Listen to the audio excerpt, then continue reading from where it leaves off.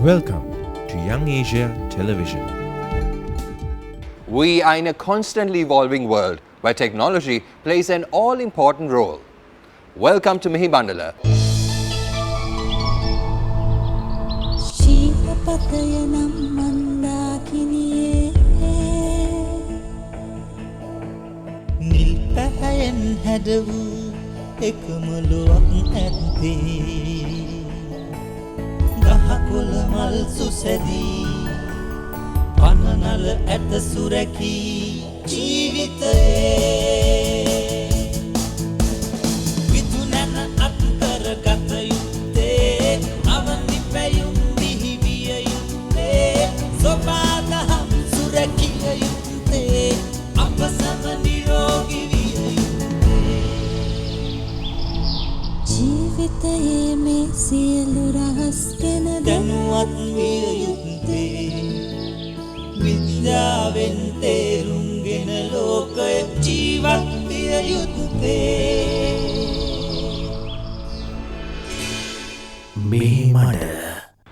Overall, people in the world live for much longer now than they did ever before. If we take the population of Sri Lanka and compare it to the people who lived 1,000 years ago, our people's life expectancy rate has risen exponentially. Do you think this happened naturally, or do you think there's another reason?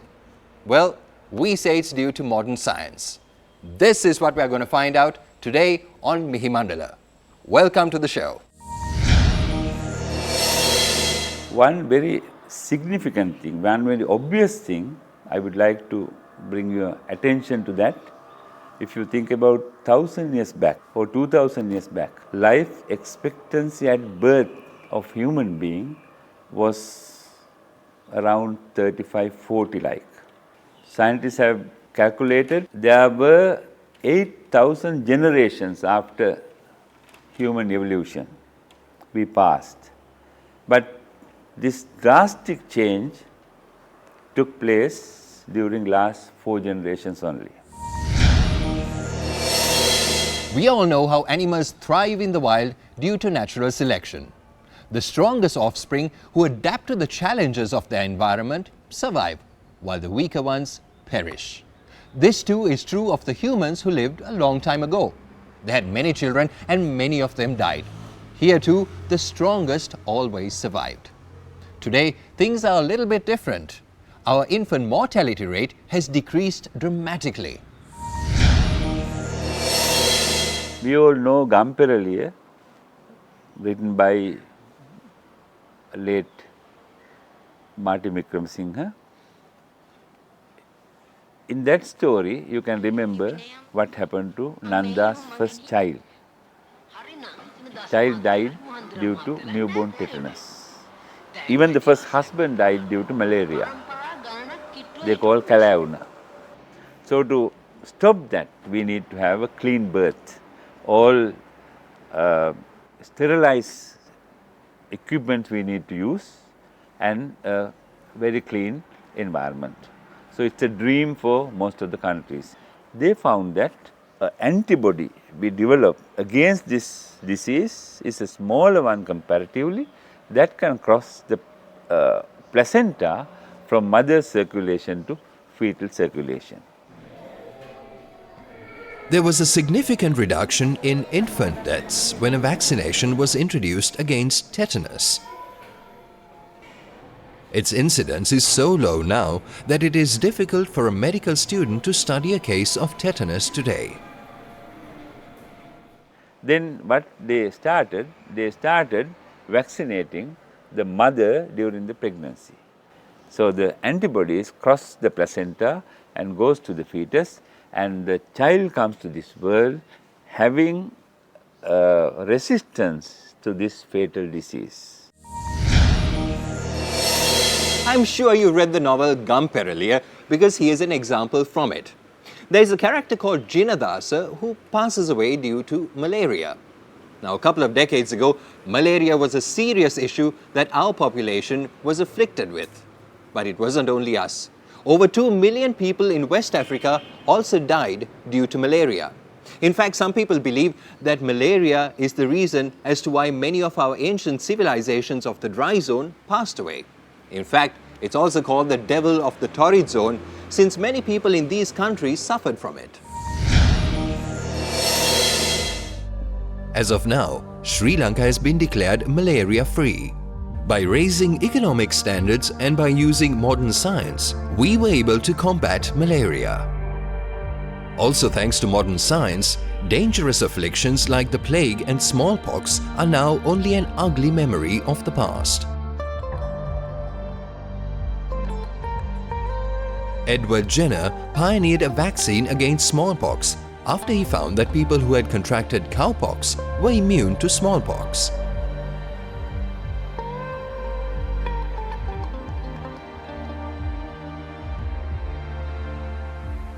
Edward Jenner observed that there were no disease of those ladies associated with cows in his surrounding. So finally he found that those who contracted cow pox is a mild one for human being, they had resistance for smallpox. So based on that observation, he developed this vaccine and started vaccinating human beings. All elderly people, middle-aged people, we have 2 scars on our upper arm, left upper arm, but no such scars found in youths, children nowadays. Around 1979, WHO declared that the whole world is free from smallpox. That's why the small ones, youths, you don't have these scars. So that also remarkable steps taken because of the advancement of science. The wonder of modern science is not limited to medicine. It has contributed to many wonderful and unbelievable inventions, especially during the last 3 decades. The most important and revolutionary aspect of modern science is the instant access to data through information technology.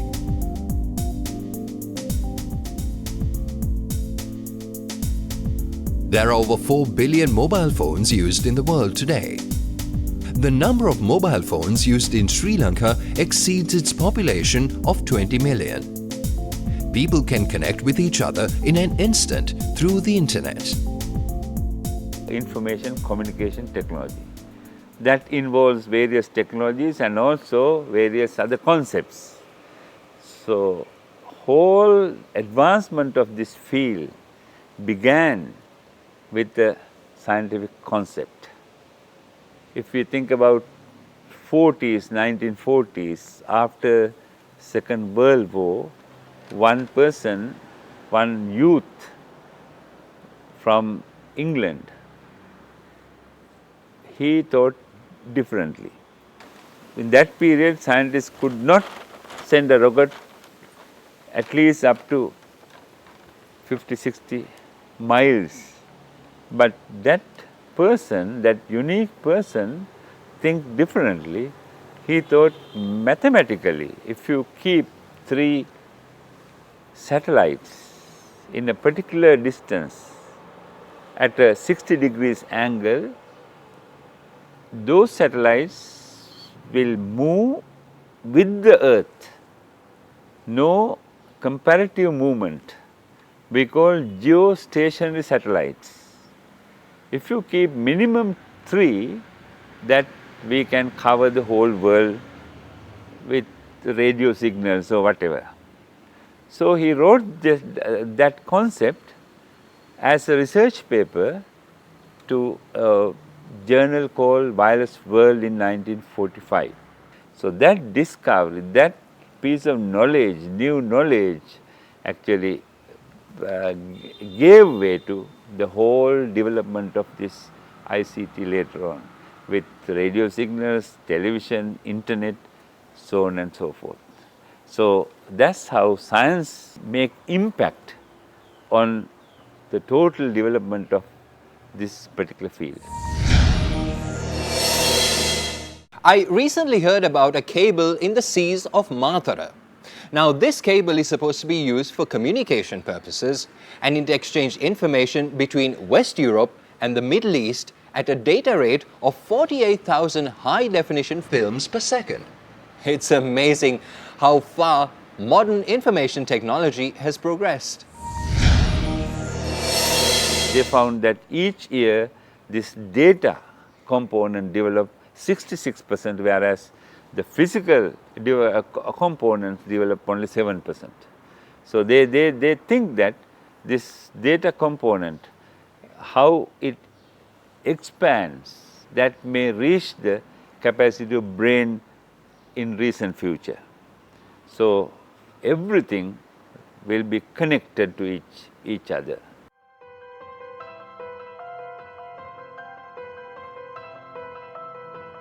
Researchers predict that all mobile phones used in the future will be only smartphones. Since they can be easily used as computers, mobile phones make tasks like surfing the net and accessing emails easy. Educationalists believe that programs which are not compatible with mobile phones will not be a popular choice.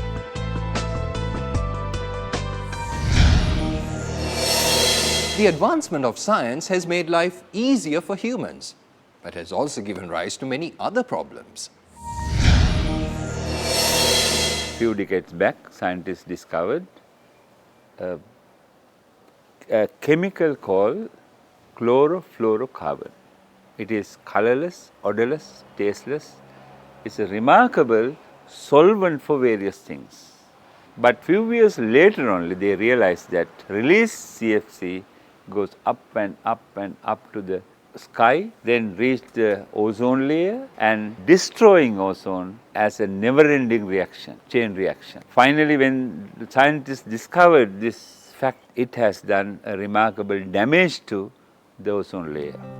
In the 60s, thalidomide was used to treat nausea in pregnant women, resulting in birth defects in thousands of children. This is an example of how there can be negative effects of new findings sometimes. So this chemical called thalidomide can prevent pregnant mothers, especially from morning sickness. Especially in the Western world, they grab this thalidomide. After 1 year, they realized that there were childbirths. Those children had no limbs. Some children no hands. Some children they don't have legs. So it was called limbless disease of Phocomelia. Then only they realized this particular drug can cross the placenta and go to the growing fetus, and it can prevent organogenesis. If we define science as the systematic study of the physical and natural world, then technology is the application of this scientific knowledge for practical purposes. But the success of this technology lies in its goals and objectives and how it is put to use. In the 50s, Nobel Prize winners Watson and Crick found the structure of DNA, which has contributed to many other findings since. What is the point of knowing this structure? But later, large number of technologies develop on the basis of that piece of knowledge, using that piece of knowledge. One major field is genetic engineering. Now we can modify the genetic picture of one organism, incorporating various other genes to that organism for the benefit of the mankind. And also the other discovery, other technology we use today is genetic DNA fingerprinting to identify individuals. although we call that technology as fingerprinting, genetic fingerprinting, it is nothing to do with our fingerprints. Earlier we used fingerprints to identify or differentiate one person to the other, but this technology is far accurate than earlier fingerprints. The DNA model presented by them helped in the application of it to other spheres. It not only helped in identifying new diseases, but also helped in solving crime.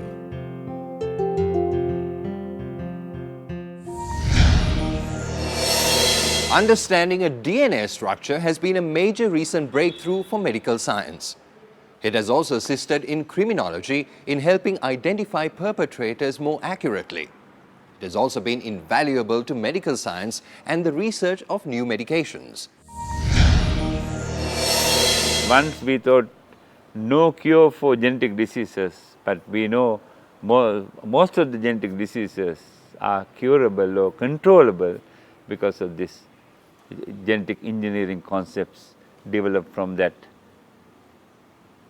piece of knowledge. And also the other thing, after scientific discovery, various technologies develop on that knowledge. One example, after proposing the model, after discovering the model for DNA molecule, they developed DNA technology. One is polymerase chain reaction, we call PCR technology. So because of PCR technology, that led to various scientific findings like phylogenetic relationships of various organisms, animals, plants, like various organisms. And also thirdly, if a remarkable finding, after a remarkable finding, scientists get motivated to do more and more research to search more and more new knowledge for the benefit of the mankind. Like now we know that most of the hormones, enzymes and antibiotics produced by microbes after genetically modified microbes. Then when they know that this can be done, that is a real motivation for other scientists to search more and more microbes, more and more genes and more chemicals for the benefit of the mankind. So science is progressing, it's a never-ending process, but the directions should be identified by us. If we identify the proper directions, always that new findings help for the benefit of the mankind.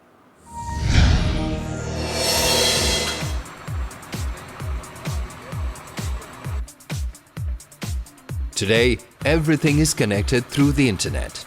For example, you can not only see your home, but also remotely control the appliances in your home from wherever you are.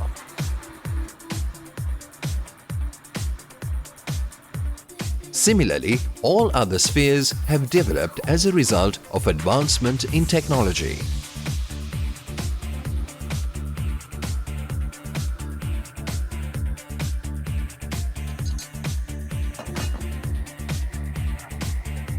We are able to do our shopping while sitting in the comfort of our homes.